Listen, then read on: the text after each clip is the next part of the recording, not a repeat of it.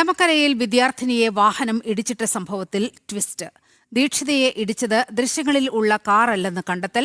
വഴിയരികിൽ പാർക്ക് ചെയ്ത ഈക്കോട്ട കാറിന്റെ ഡോർ തുറന്നപ്പോൾ സൈക്കിളിൽ തട്ടുകയായിരുന്നു. വാഹന ഉടമ സുഭാഷ് നഗർ സ്വദേശി രാജി അറസ്റ്റിലായിട്ടുണ്ട്. വിവരങ്ങളുമായി നിഷ ദിലീപാണ് ചേരുന്നത്. നിഷ, നേരത്തെ ഒട്ടേറെ വാഹനങ്ങളുടെ ഒരു പരിശോധനയൊക്കെ നടന്നിരുന്നു. അവസാനം ഒരു വാഹനം ഇടിച്ചതായുള്ള കൺക്ലൂഷനിൽ പോലീസ് എത്തി. പക്ഷേ അപ്രതീക്ഷിതമായൊരു ട്വിസ്റ്റ് ഇക്കാര്യത്തിൽ ഉണ്ടായിരിക്കുകയാണ്. വിവരങ്ങൾ.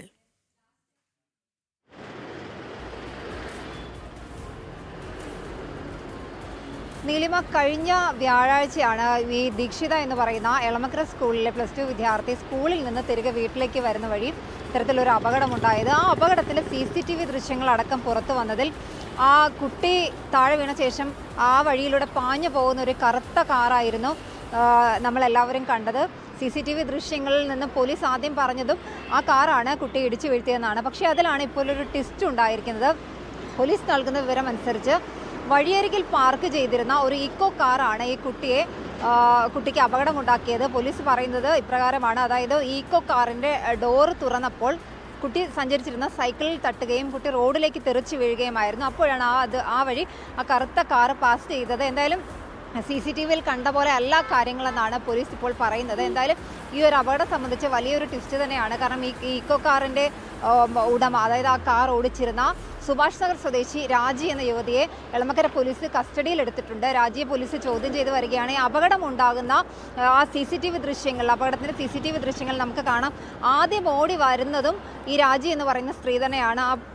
അങ്ങോട്ടേക്ക് ഓടി വരുന്നതും ആദ്യം തന്നെ ഈ കുട്ടിയെ എടുത്ത് രക്ഷാപ്രവർത്തനം നടത്തുന്നതുമൊക്കെ രാജി തന്നെയാണ്. എന്തായാലും ഈ ഈക്കോ കാറിൻ്റെ ഡോറ് തുറന്നപ്പോഴാണ് കുട്ടിയുടെ സൈക്കിളിൽ തട്ടിയതും കുട്ടി താഴെ വീണതും. ഇങ്ങനെയുള്ള കാര്യങ്ങളാണ് ഇപ്പോൾ പോലീസ് പറയുന്നത്. എന്തായാലും കഴിഞ്ഞ വ്യാഴാഴ്ച ഉണ്ടായ അപകടം ഇതുവരെ പോലീസിന് ഈ ദൃശ്യങ്ങളിലുള്ള കാറ് കണ്ടെത്താൻ കഴിഞ്ഞില്ല, അല്ലെങ്കിൽ അപകടമുണ്ടാക്കിയ കാറ് കണ്ടെത്താൻ കഴിഞ്ഞില്ല എന്നത് വലിയ വീഴ്ച തന്നെയായിരുന്നു.